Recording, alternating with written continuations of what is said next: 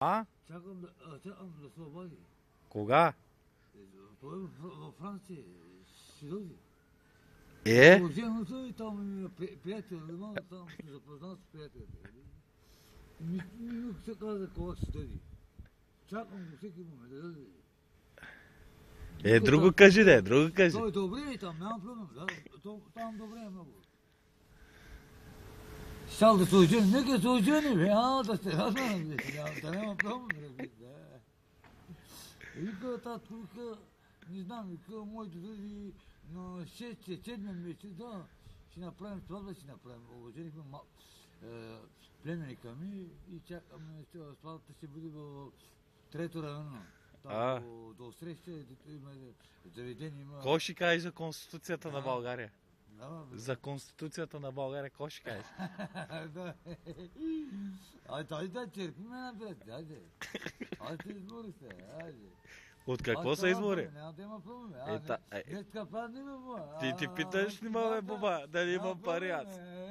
Дали имам пари, питаш ли ме? Не се знае. Кажи нещо интересно. Всеки момент да взимам пенсия да взимам. Кажи нещо интересно. Интересно. Кое? Интересно. Не. Абе, интересно кажи нещо. Журналист. Нищо, какво да прави? Да, аз сега бях до вас. Нещо да кажеш, кажи сега. Какво да кажа? Черпи ме една аптиена, бира. Не съм ми дал бирата, какво е червена, бяла ли? Пембяна. Пембяна. Правилно разбира се, да. Аре, ела така, бе, си бери. Аре, разплаза има, бе.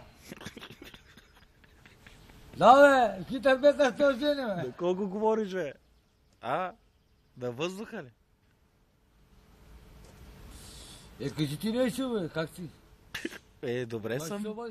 Ще има ли работа, няма ли, бе? Ще има, бе. Ако ти има, обади се, бе, няма да имаш проблем, бе. Ти не знаеш, ма аз табачкам. Не сте сте перали, и проблем, няма. Сина ти много известен стана в интернет. Да, няма проблем. И ти ще станеш. Докъде ми да, момиче, дай една бира, ма. Да, бе, ще дадат. Искат пари. Чимечка ми, айде, бе. И нещо кажи сега друго. Ростова заболя, бе. От какво? Отговорен? Хубаво.